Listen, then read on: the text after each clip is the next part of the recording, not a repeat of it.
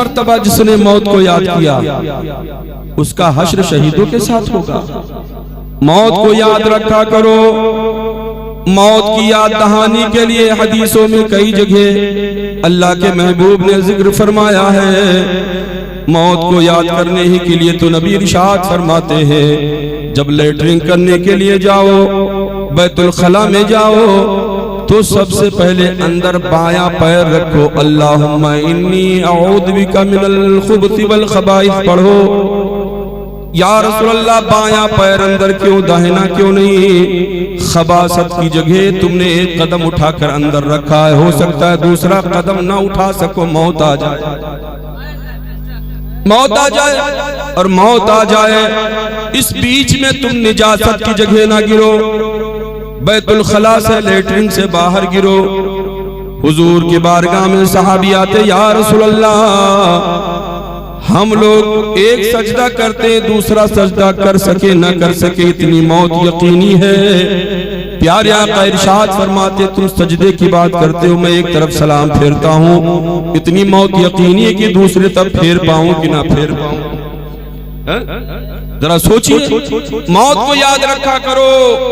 जब मौत को याद रखोगे, खुदा का खौफ तारी होगा, गुनाहों से बचोगे, झूठ नहीं बोलोगे, गीबत नहीं करोगे। जब मौत को याद रखोगे, हमारी माँ बहनें भी मौत को याद रखें। याद रखो, जब बैतुल खला से बाहर निकलो तो हुक्म ये है कि सबसे पहले दाहिना कदम निकालो। जरूरियात से फारिग हो चुके हो, लेकिन मौत आ सकती है। कितने लोग यहाँ से कमाने जाते हैं, उनका सफर मुकम्मल नहीं होता, बेचारे विदेश में इंतकाल कर जाते हैं। कितने लोग खाना खा रहे, हलक के नीचे लुकमा नहीं जाता, मौत आ जाती है। अरे मेरे भाइयों, इसके बरक्स ये भी देखो, अल्लाह के प्यारे नबी फरमाते, जब मस्जिद में जाओ तो बायां पैर नहीं, दाहिना पैर अंदर रखो। क्यों दाहिना पैर अंदर रखो? क्योंकि रहमत की जगह आ गए हो, मग़फ़िरत की जगह आ गए हो। तुमने दाहिना पैर जैसे अंदर रखा, इस बीच में अगर मौत आ गई तो याद रखो अल्लाह के घर में गिरोगे। जब अल्लाह के घर में गिरोगे तो याद रखो तुम्हारी बख्शिश हो जाएगी। मौत को याद दिलाई गई है, मौत को याद करो और फिर आगे बढ़ो। अब मस्जिद में आ गए हो तो जब नियत बांधो अल्लाहु अकबर कह के, तो उस जगह देखो जहां तुमको सजदा करनी है, उस फर्श को देखो, उस जमीन को देखो। चाहे घर में नमाज पढ़ते हो, वो कोई देखने वाली शय नहीं है, कोई काबिल ज़ियारत चीज नहीं है, लेकिन क्यों देखने का हुक्म दिया गया? ये सोच कर देखो कि आज मैं जमीन के ऊपर हूं, कल जमीन के नीचे चला जाऊंगा, कल मेरी कब्र जमीन के नीचे बन जाएगी। ये सोचकर नमाज में भी मौत को याद करो, मौत को याद करो। और जब रुकू में जाओ तो उलमा से आप बारहा सुने, अपने पैर के अंगूठे को देखो। क्यों देखने के लिए हुक्म दिया गया? वजह क्या है? पैर हमारा हम देखें, कोई देखने वाली शय तो नहीं है। आखिर क्यों हुक्म दिया गया? क्योंकि सुनो, जान डाली गई थी नाक के जरिए से अंदर, लेकिन जब जान निकाली जाएगी तो अंगूठे से पहले जान निकाली जाएगी। माशाल्लाह माशाल्लाह, सुभान अल्लाह, बड़ा अच्छा पैगाम, वाह वाह वाह, जिंदाबाद। पैर की तरफ से जान निकाली जाएगी, पैर ठंडे होते जाएंगे, पैर ठंडे होते जाएंगे, यहाँ तक कि जान निकाली जा रही है, रूह कब्ज की जा रही है। कुर्बान जाओ, अल्लाह कुरान में इरशाद फरमाता है, उन फरिश्तों की कसम जो रगों में गोते मार मार के जान निकालते हैं। हमारे नसों में जहाँ खून का दौरान है, फरिश्ते उसमें गोते मार के जान खींचते हैं। जान निकालना आसान नहीं है। जिंदा बकरे के चमड़े को अगर निकाला जाए इतना दर्द नहीं होगा जितना दर्द जान निकलने के वक्त होती है, जब रूह कब्ज की जाती है, जो हालत होती है। ऐ मेरे भाइयों, पूरे समंदर का पानी पिला दिया जाए फिर भी उसकी प्यास ना बुझेगी। आखिर पैर के तरफ से क्यों जान निकाली जाती है? ताकि पैर खामोश हो जाएं, अगर पैरों में जान दे दी जाए तो दुनिया के कोने कोने में भागता फिरेगा। जान निकाली जा रही है, पैर ठंडे होते जा रहे हैं। कभी जान निकालते निकालते घुटनों में लाके जान रोक दी जाती है मजीद तकलीफ देने के लिए। कभी जान निकालते निकालते पेट में लाकर रोक दी जाती है मजीद तकलीफ देने के लिए। ऐ मेरे भाइयों, फरिश्ते जान निकालते जा रहे हैं, यहाँ तक कि सीने तक आते जान निकालते निकालते। अल्लाह फरमाता है, ऐ फरिश्तों, पूरे बदन की जान निकालो, लेकिन जबान की जान बाद में निकालना। पूरे बदन की जान निकाल लो, परवरदिगार आलम क्यों जबान की जान बाद में क्यों निकाली जाए? तो अल्लाह इरशाद फरमाता है, ऐ फरिश्तों, हो सकता है मरते मरते मेरा बंदा तौबा हो सकता है मरते मरते मेरा बंदा तौबा कर ले। बाहर बंदा कोई शोशा गोशा ना छोड़ा, कोई गुनाह का पहलू ना छोड़ा। क्या रात हो, क्या दिन हो, क्या खलबत हो, क्या जलबत हो, क्या सफर हो, क्या हजर हो, हर मौके पे तूने गुनाह ही गुनाह किया। रहमते हक बहानमी जो यदो, रहमते हक बहानमी जो यदो। अल्लाह की रहमत बहाना तलाश करती है कि मैं अपने बंदे को कैसे बख्शूं, मैं अपने बंदे को कैसे जन्नत में ले जाऊं। हर सबील, हर रास्ता अल्लाह ने हमारे खोल दिया, लेकिन हमारे बंदा रात की तन्हाई में तू गुनाह करता नजर आता है। कमरे में लेटता है तो रजाई के अंदर नंगी तस्वीरें देखकर ये सोचता है कि घर वाले नहीं देख रहे हैं, लेकिन अल्लाह ने दो फरिश्तों को पैदा फरमाया है जिसको किरामन कातिबीन कहा जाता है। फरिश्तों का कलम चल रहा है। कल क़यामत के दिन जब रब की बारगाह में तू पेश किया जाएगा, कुर्बान का मेरे बंदे, जब तू रब की बारगाह में पेश किया जाएगा, अल्लाह फरमाएगा, इक़रा किताबक, पढ़ अपना अमाल नामा। जब अमाल नामा पढ़ा जाएगा तो जिस घड़ी तूने गुनाह किया था वो तो भूल जाएगा, लेकिन रब के बारगाह में जब वो गुनाह पेश किया जाएगा वो जगह तुझे याद आ जाएगी,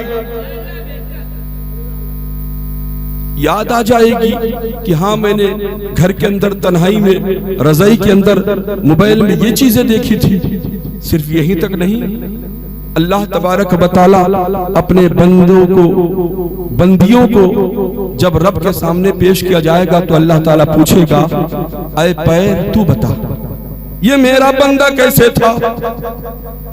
तो पैर बोलेगा, आप सोचेंगे पैर कैसे बोलेगा, ये जबान जैसे बोलती है। जबान एक गोश्त का लोथड़ा है, इससे ज्यादा जिस्म में गोश्त है, वो गोश्त के हिस्से नहीं बोलते, लेकिन जबान बोलती। अल्लाह ने कुव्वत गोयाई अता फरमा दी है। वे पैर बोलेगा, रब्बे कदीर, तूने बहुत सारे लोगों को पैर नहीं दिया था, इसको पैर दिया इसलिए ताकि अपने माँ बाप की खिदमत करे, मजलूमों की मदद करे। ऐ रब्बे कदीर, इन पैरों से चल के गुनाह किया करता था, नाच देखने जाता, चोरी करने जाया करता था। हमारे दोनों पैर हमारे खिलाफ गवाही दे देंगे।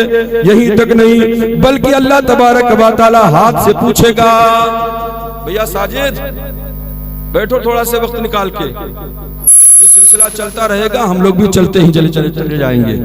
हाँ सुनो, पैर बोलेगा, जब पैर बोलेगा अल्लाह हाथ से पूछेगा, हाथ से आवाज आएगी, रब्बे कदीर, तूने इसको हाथ दिया था, हाथ की कदर ना की। बहुत लोगों को तूने हाथ नहीं दिया, दरगाह के सामने चले जाओ, हाथ भी नहीं है, पैर भी नहीं है, उनसे पूछो हाथ की कीमत क्या होती है, पैर की कदर क्या होती है। परवरदिगार आलम, तूने हाथ दिया था, इन हाथों से मजलूमों की मदद करनी चाहिए, माँ बाप का सहारा बनना चाहिए। इन हाथों से गुनाह किया करता था। जरा सोचिए मेरे इस्लामी भाइयों, अल्लाह तबारक व तआला कान से पूछेगा, जिन कानों से अज़ान सुननी चाहिए, जिन कानों से कुरान की तिलावत सुननी चाहिए, ना तो मनक़बतें सुननी चाहिए। ऐ रब्बे कदीर, कान बोलेगा, इन कानों में गानों की लिट लगा लिया करता था, ईयरफोन लगाकर पूरी पूरी रात, पूरा पूरा दिन गाना सुना करता था, जिससे अल्लाह का कलाम सुनना चाहिए। अल्लाह ताला आग से पूछेगा, आग तू गवाही दे, ये मेरा बंदा कैसा था। आंख बोलेगी, परवरदिगार आलम, इस बंदे के बारे में क्या पूछता है, आंखों की क्या कदर होती है, आंखों की क्या अजमत होती है ये न जान सका तूने आंख दिया। अरे बगैर आंख वाले से पूछो कि आंख क्या होती है। इन आंखों से माँ बाप का चेहरा देखना चाहिए, जिन आंखों से कुरान देखना चाहिए, काबा देखना चाहिए। मोबाइल में नंगी नंगी तस्वीरें देखता था। अल्लाह फरमाएगा गवाहों की जरूरत नहीं पड़ेगी, तेरे बदन के आजा आजा पाठ पुर्जे गवाही दे चुके। अल्लाह अल्लाह अल्लाह अल्लाह अल्लाह। बोल क्या होना चाहिए तेरे सामने। सुभान अल्लाह सुभान अल्लाह सुभान अल्लाह। तेरे जिस्म के आजा गवाही दे चुके हैं। तू जो गुनाह किया था, जरा सुन मेरे भाई, सोच। जब जान डाली गई थी ना, जब हम अपने माँ के पेट में 4 महीने के 120 दिन के हुए थे, तो रब का हुक्म हुआ, जाओ फरिश्ते इस रूह को, इस जान को ले जाकर मेरे फला बंदा जो माँ के पेट में है उसके अंदर ये जान डाल दो। ए अल्लाह तेरे कुर्ब में हूँ, तेरा कलाम सुनता हूँ, तेरा जिक्र सुनता हूँ, बड़ा अच्छा लगता है। जहां तू मुझे भेज रहा है, जिसके अंदर एक पिंजरा है, उसके जिस्म में रहूंगा, तो क्या ये सुनने को मिलेगा?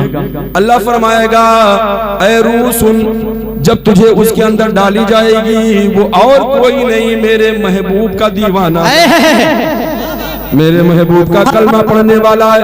ये कैसे हो सकता है? ये कैसे हो सकता है? परवरदिगार आलम, आवाज थोड़ी सी दब गई है और खींच रही है। ये कैसे हो सकता है कि वो कुरान ना पढ़ेगा, मेरा जिक्र ना करेगा?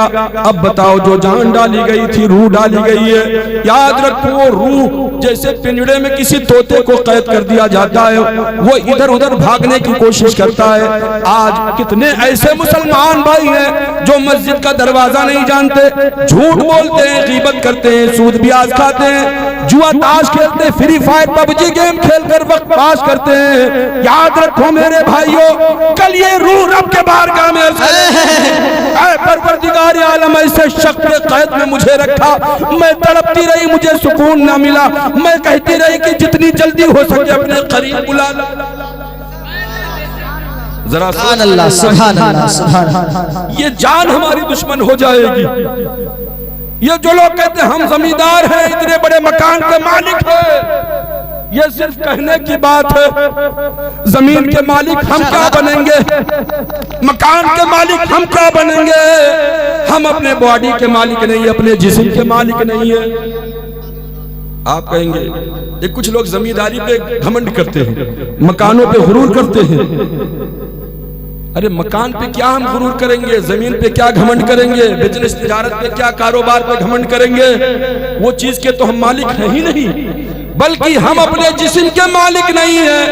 कोई कहेगा मौलाना क्या कहते हो, जिस्म के मालिक कैसे नहीं हो सकते? अगर हम अपने जिस्म के मालिक है तो बीमारी क्यों आती है?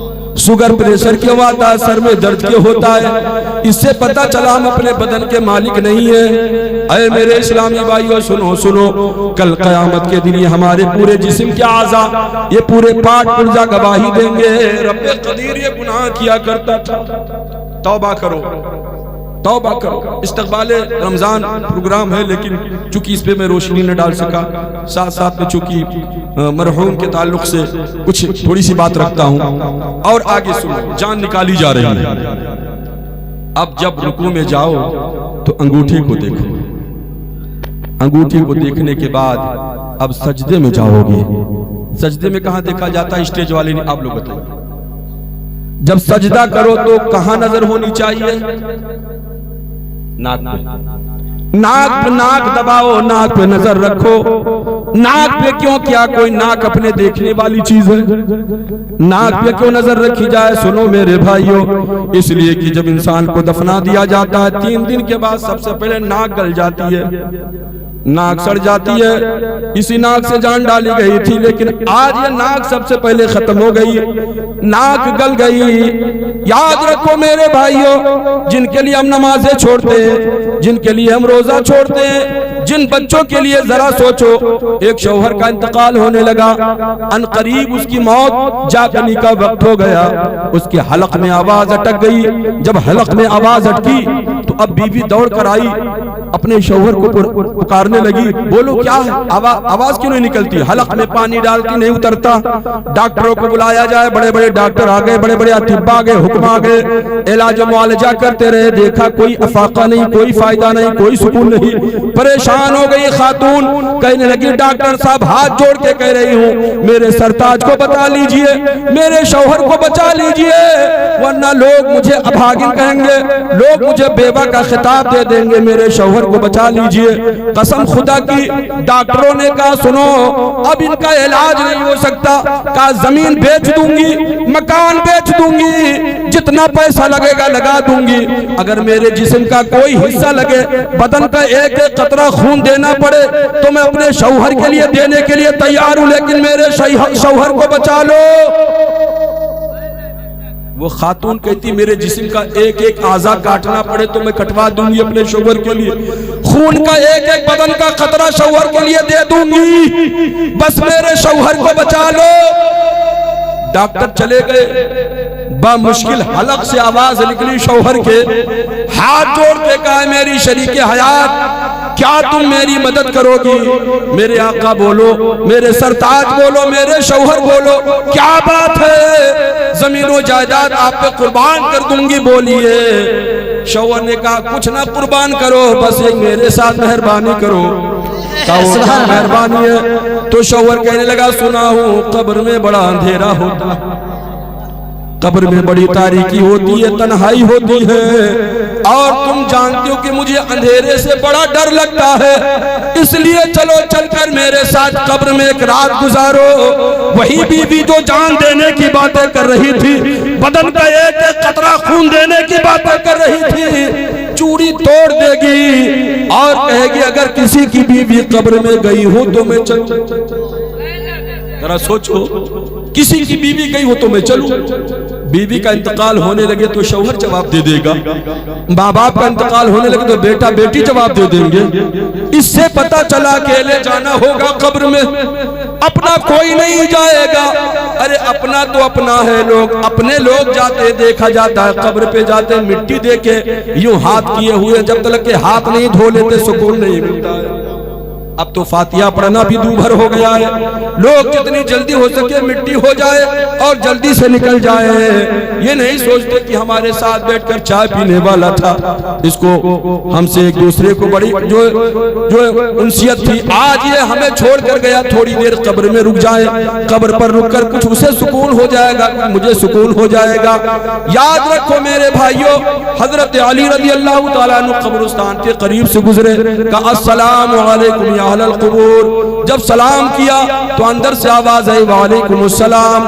आए अली, हजरत अली ने फरमाया कब्र वालों क्या हाल है, क्या हाल है? तो कब्र वालों ने कहा हमारी हालत जो है वो तो हम जानते ही हैं, लेकिन ये बताओ हमारे अपनों का क्या हाल है? कुछ हमारे दोस्त गौड़रा में रहते थे जो हमारे बगैर चाय नहीं पीते थे, हमारे बगैर जब तक मुलाकात ना होती खाना ना खाते थे, उन्हें सुकून नहीं मिलता था, उनका क्या हाल है? हजरत अली फरमाते सुनो, तुम्हारे मरने के बाद तुम्हारे दोस्तों ने दूसरे दोस्त बना लिए। कहा हमारे बच्चों का क्या हाल है? कहा जो तुम मकान बना कर आए थे उस मकान में पार्टीशन खड़ा कर दिया गया, दीवारें खड़ी कर दी गई है, आपस में लड़ते एक दूसरे का सर फोड़ते हैं जमीन और मकान को लेकर। का बीवी का क्या हाल है? का बीवी की क्या बात करते हो, तुम्हारी बीवी ने दूसरी शादी कर ली है। यही दुनिया है, इसलिए इस दुनिया गुजश्तनी और गुदाश्तनी है, सबको गुजार के खुद गुजर जाएगी। किसी शख्स ने मकान बनाया था, बहुत रुपया, उसमें करोड़ों रुपया लगाया, ऐलान किया ऐ लोगों अगर इस मकान में कोई कमी निकालेगा तो उसको इनाम दिया जाएगा, कमी निकालने पे। जबकि कमी निकालने पे आदमी नाराज हो जाता, न निकाल सका तो सजा दी जाएगी। बड़े बड़े इंजीनियर आए, कमी न निकाल सके। अल्लाह का एक वली आया जिसके अंदर खुदा का खौफ था, बड़े मजमा में खड़ा होकर कहा इसमें बहुत बड़ी कमी है। सारे लोगों के चेहरे मुड़ गए, अरे ये पागल क्या कहता है? बड़े बड़े दानिशमंद अक्लमंद आए, ताजमहल की तरह मकान बनाया, जहाँ जो होना चाहिए सारी चीजें हैं, ये बहुत बड़ी कमी कह रहा, आखिर वो कौन सी कमी जरा बयान कर। बादशाह कहता है कमी बताओ, क्या तुमने ऐलान नहीं सुना? अल्लाह का वली कहता है सुनो, इस मकान में सबसे बड़ी कमी ये है कि इस मकान का बनाने वाला हमेशा इस मकान में नहीं रहेगा। वाह वाह वाह वाह, जिंदाबाद जिंदाबाद, नारे तकबीर, नारे रिसालत, मसलके आला हजरत, फैजाने आला हजरत, हजरत अल्लामा मौलाना यार मोहम्मद साहब क़िबला नेपाली, नारे तकबीर। आगाह अपनी मौत से कोई बशर नहीं, सामान 100 बरस का है पल की खबर नहीं। मौत से किसको है रुस्तगारी, आज तेरी तो कल मेरी बारी। ये सिलसिला चलता रहेगा। याद रखो, मौतें होती रहेंगी, हम मकान छोड़ेंगे, औलादें कब्जा करेंगी, वो मकान छोड़ेंगे। ये दुनिया सराय खाना है। हम यहाँ इम्तिहान की तैयारी करने आए, कब्र में हमें इम्तिहान देना होगा, इसलिए तैयारी कर लो, नमाजें पढ़ लो, झूठ ना बोलो। इन औलादों बच्चों के लिए आप नमाजें छोड़ेंगे। जो बच्चे आज बुलाते हो इधर तो जाते हैं उधर, जब आपकी कमाई खाते बुलाने पे नहीं आते, आपके मरने के बाद कब्र पे क्या जाएंगे? ये तो खुशकिस्मत है औलादे जनाब डॉक्टर साहब की, कम से कम उनके नाम से यही कम क्या है, लोगों को खाना खिलाते। नबी के बारगाह में अर्ज किया गया या रसूल अल्लाह, इस्लाम का सबसे अच्छा अमल का है क्या है? नबी इरशाद फरमाते अतिमुत ताम अफशुस सलाम, खाना खिलाना और सलाम को आम करना। तो अल्हम्दुलिल्लाह दोनों काम हो, खाना भी खिलाया गया लोगों को। आए जब लोगों ने खाना खाया तो जरूर अपने वालिदैन के नाम से साले सवाब करते रहो। माँ बाप की बहुत बड़ी अजमत है। मैं इन्हीं जुमलों पे ये अर्ज करता हुआ जाऊंगा कि अय मेरे शाहिद अली, तमाम बिरादरान सुन लो, आप तक ये आवाज पहुंचे। अगर वाकई आप चाहते हो कि हमारे बाप की रूह को खुशी हासिल हो तो अपने वालिदा की खिदमत करो। वालिदा की खिदमत करोगे, वालिदा बा हयात है तो याद रखो उनकी रूह खुश होगी। अगर वालिदा को आपने जर्रा बराबर कुछ बुरा भला कहा तो उनकी रूह भी तड़पेगी, अल्लाह तुमसे नाराज हो जाएगा। क्योंकि नबी के बारगाह में एक सहाबी आए, अर्ज करने लगे या रसूल अल्लाह, माँ बाप में मर्तबा किसका ज्यादा है? उम्म के, तेरी माँ का। नबी ने फरमाया तुम्हारी माँ का। 3 बार आका ने फरमाया तुम्हारी माँ का। उसके बाद कहा तुम्हारे बाप का। जरा सोचिए, माँ का हक 3 गुना ज्यादा है बाप से।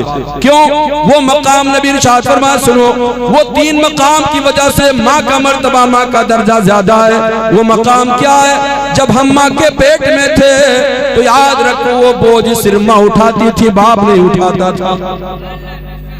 बोझ हमल माने बोझ होता ही, हामिला उठाने वाली, वो बोझ ही तो है। आज कुछ MM की पतरी हो जाती, लखनऊ तक आदमी दौड़ता है, पूरी रात सोता नहीं, खाता नहीं है। जरा सोचो जब हम माँ के पेट में थे माँ को कितना दर्द होता था।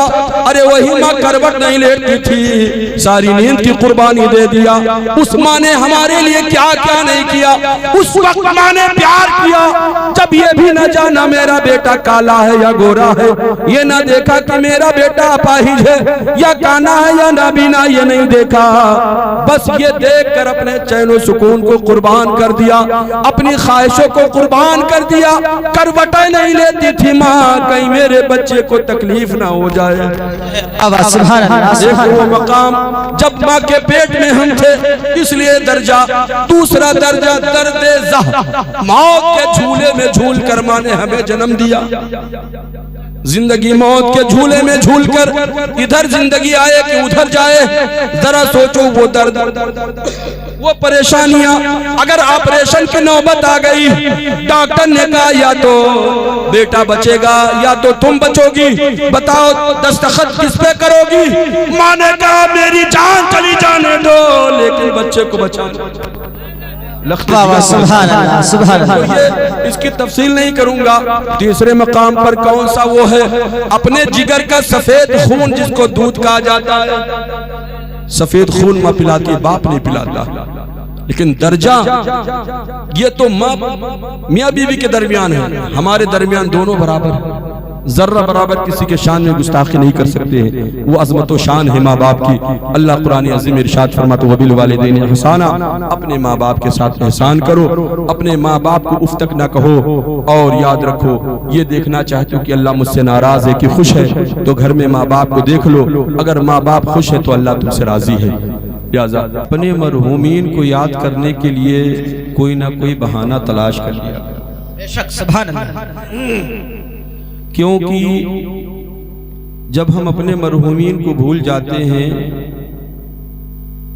तो जब कोई अगल बगल जो मदफून होते हैं उनके नाम से जब एसाले सवाब किया जाता है तो याद रखो वो तमाम रूहें खुश होती हैं, लेकिन वो रूह खुश नहीं होती तो रूहें पूछती हैं क्या वजह है कि तुम आज खुश नहीं हो।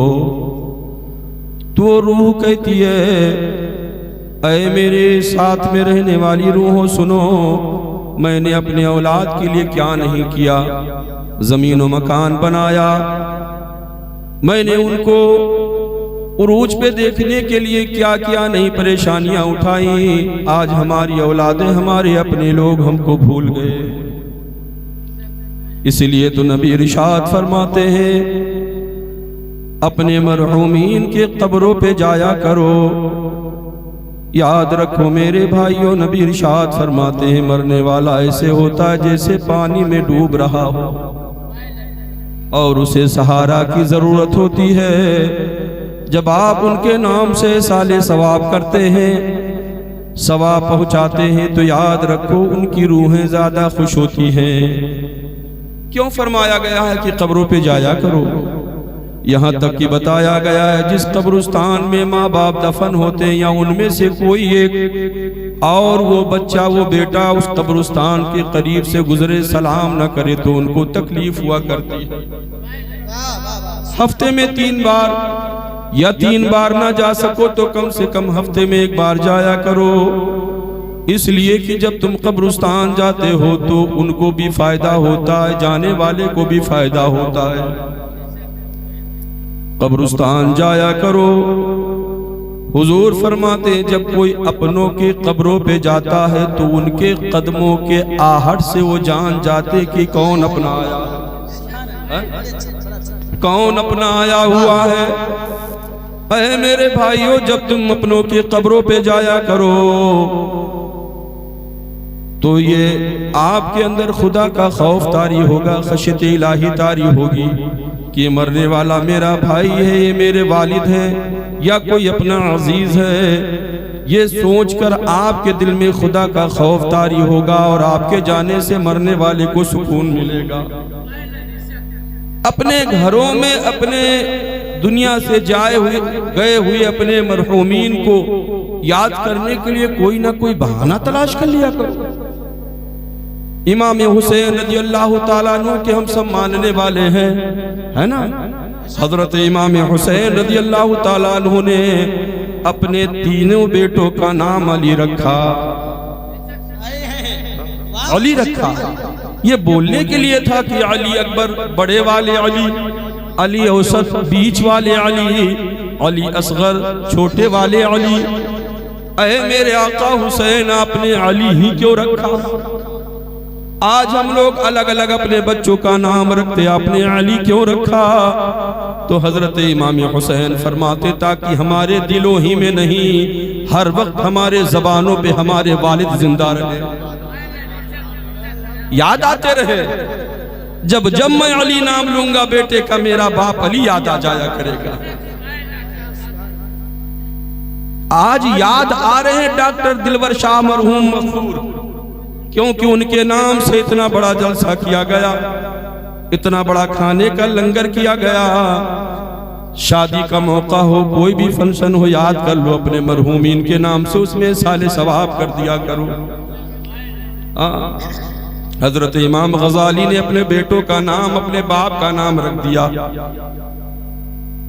क्यों रखा? याद रखो बाप के जाने का गम क्या होता है, हजरत इमाम ज़ैनुल आबिदीन से पूछो, हजरत फातिमा रज़ी अल्लाह ताला अन्हा से पूछो। सरकार के जाने के बाद हजरत फातिमा रज़ी अल्लाह ताला अन्हा अक्सर रोया करती थी।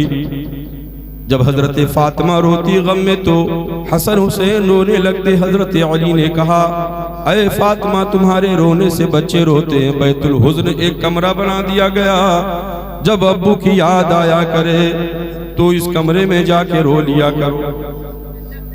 बाप के जाने का गम क्या होता है, इन बच्चों से पूछो या उस खातून से पूछो जिसके सर का वो ताज, जिसका मजाजी खुदा दुनिया में न रहे।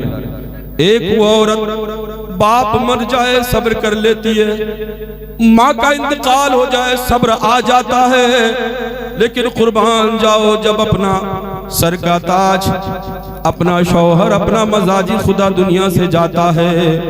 औरतें कितनी भी उम्र हो जाए तकियों पे मुंह रख के रोया करती हैं, हर पहलू रोया करती हैं अपने शौहरों को याद करके।